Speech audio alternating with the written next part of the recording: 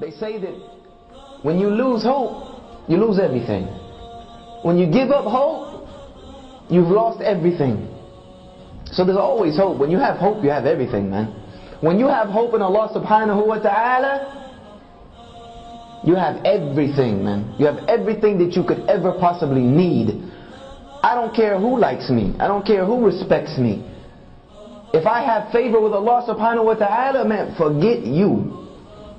Seriously. I don't need you to give me my dignity. Allah subhanahu wa ta'ala has given it to me. Because on the flip side of this, Ar-Rasul sallallahu alayhi wa sallam said, but whosoever seeks to be pleasing to Allah, even if it's at the displeasure of the people, that means I do what Allah likes. I don't care who likes it. I don't care if my boss doesn't like it. I don't care if my neighbors don't like it. I don't care if my family doesn't like it. I don't care if my wife doesn't like it. I don't care if my parents don't like it. I don't care who doesn't like it. I do what Allah likes and nothing else. Ar-Rasul sallallahu alaihi wasallam said about this person, that when they seek the pleasure of Allah, even if it's at the displeasure of people, that not only would Allah become pleased with them, He would make the people pleased with them. He would make and force the people to be pleased with them. And this is the promise of our Rasul sallallahu alayhi wasallam.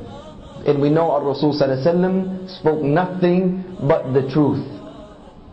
So our Rasul sallallahu alayhi wasallam is saying that if you seek to be pleasing to Allah, that means I don't care who doesn't like the fact that it's time for me to make salah. I don't care what you got going on.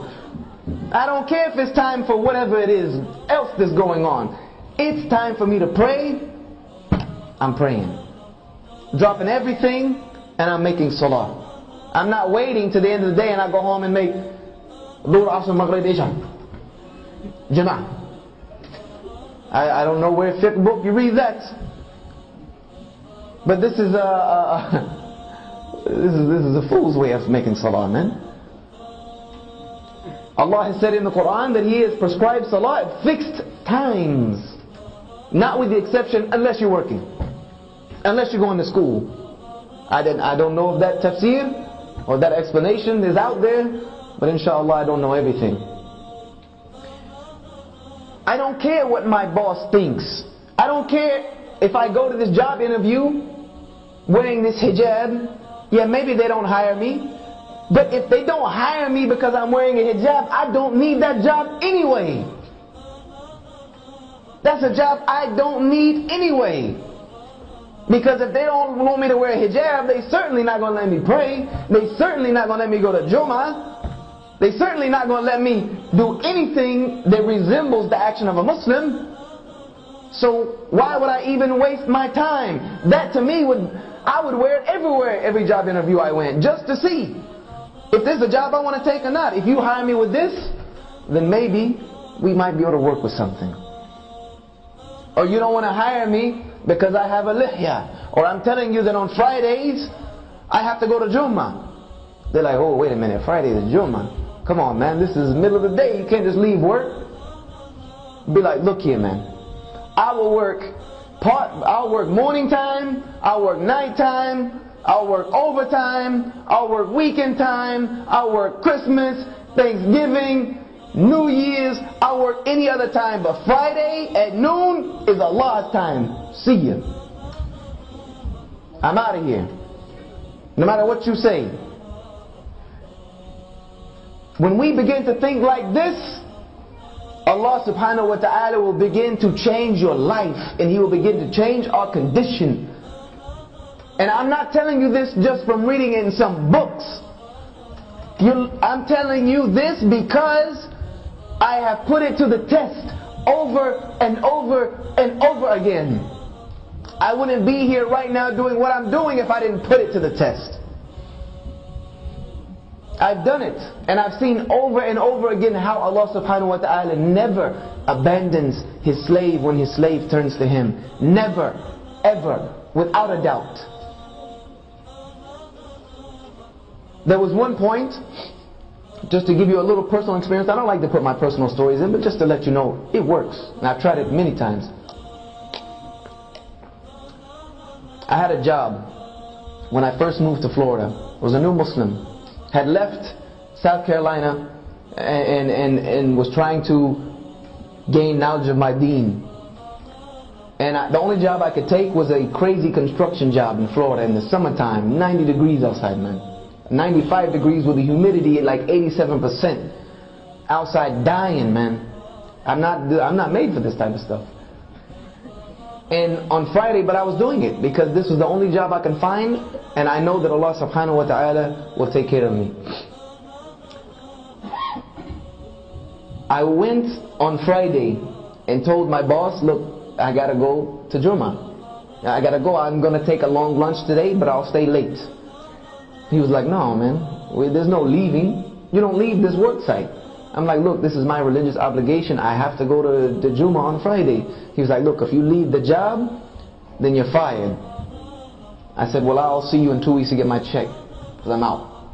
And I left. I just left. And I said to myself, Hasbunallah wa ni'mal wakeel. Allah is sufficient for me, man. I don't need, no. I'm not going to violate my deen because I think I need something from the dunya. So I left, went to Jummah, not knowing how I'm going to get another job. Not knowing how I'm going to take care of myself. I went to Jummah. And I was leaving Jummah, and I made the dua during the two Jummah. One of the ones our Rasul sallallahu alaihi wasallam is never unheard from Allah subhanahu wa ta'ala. I made one of those. So Ya Allah, my welfare is in your hands. I walked outside of Jummah, and there was a brother who had just come from Philistine, a sheikh from Philistine, one of the most knowledgeable brothers I've ever met in my entire existence. And he came from Philistine, and he owned a pizza shop in Al-Quds in Jerusalem. And he came here to open up a pizza shop and establish his family here because of all the fitna in Jerusalem at the time. And he came up to me afterward. He said, Brother Yusha, do you have a job right now? I said, actually no, I just quit today. He said, well, I need somebody to work for me. And he hired me on the spot and gave me double what I was making at the construction job.